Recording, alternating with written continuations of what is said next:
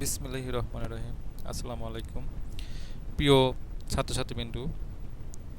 আমি প্রভাষক মোহাম্মদ আবু রায়হান, শেরপুর সরকারি কলেজ, শেরপুর বগুড়া বিভাগ, ব্যবস্থাপনা বিভাগ। আজকের বিষয় কম্পিউটার ও তথ্য প্রযুক্তি। আপনার এই বই নিয়ে একটি প্রশ্ন নিয়ে আপনাদের সামনে হাজির হয়েছি।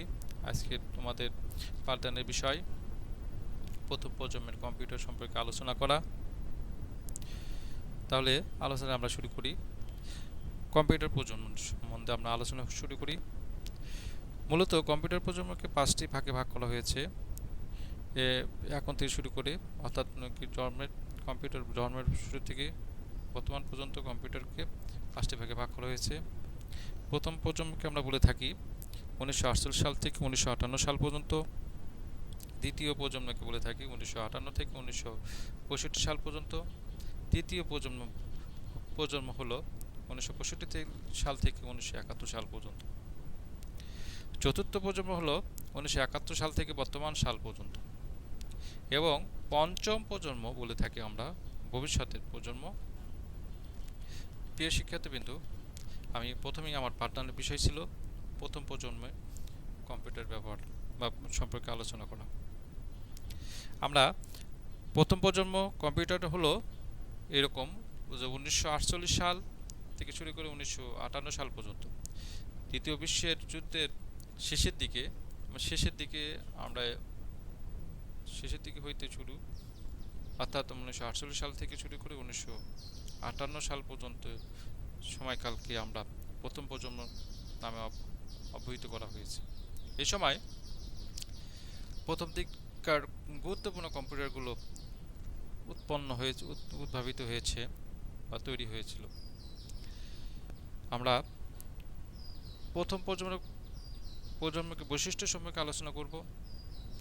এই সময়ের কম্পিউটারগুলো ছিল ভ্যাকুয়ামের টিউবের ব্যবহার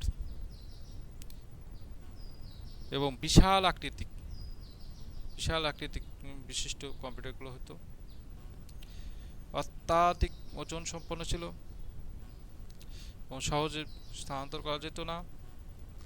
ধীরগতি সম্পন্ন ছিল। অত্যাধিক বিদ্যুৎ শক্তির প্রয়োজন ছিল।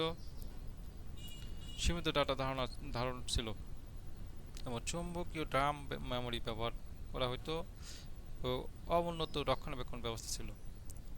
তাহলে আমরা বৈশিষ্ট্যগুলো আমরা জেনে নিলাম যে প্রথম প্রজন্মের কম্পিউটারগুলো ভ্যাকুয়াম টিউব ব্যবহার করা ছিল।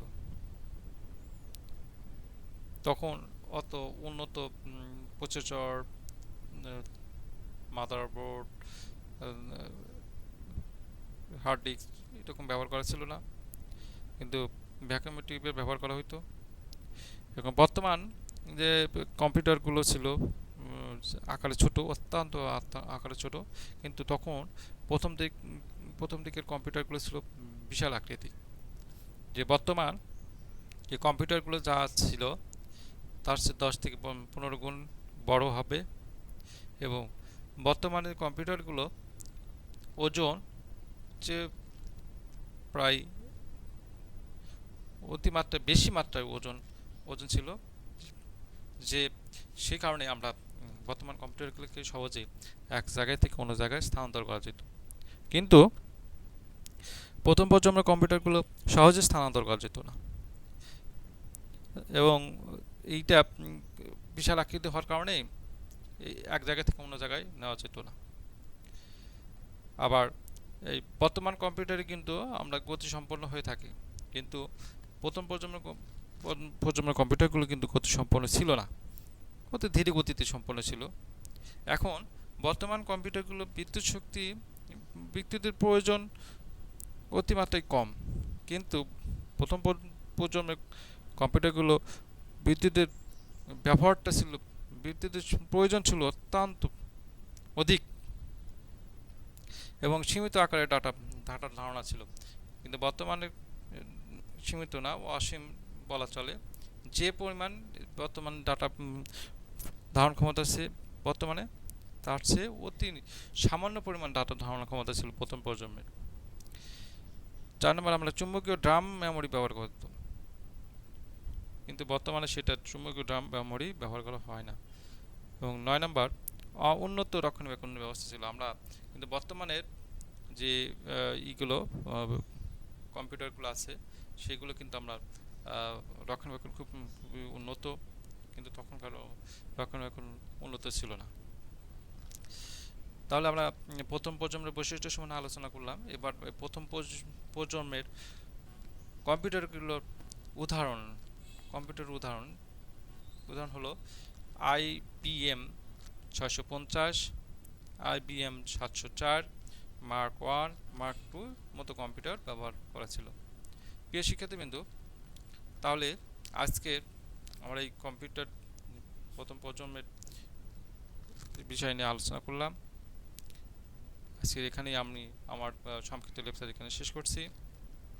সবাই সুস্থ থাকবেন, ঘরে থাকবেন, এই করোনার সময় স্বাস্থ্যবিধি মেনে চলবেন, এই বলে আমার লেকচার এখানে শেষ করি। ধন্যবাদ। আসসালামু আলাইকুম।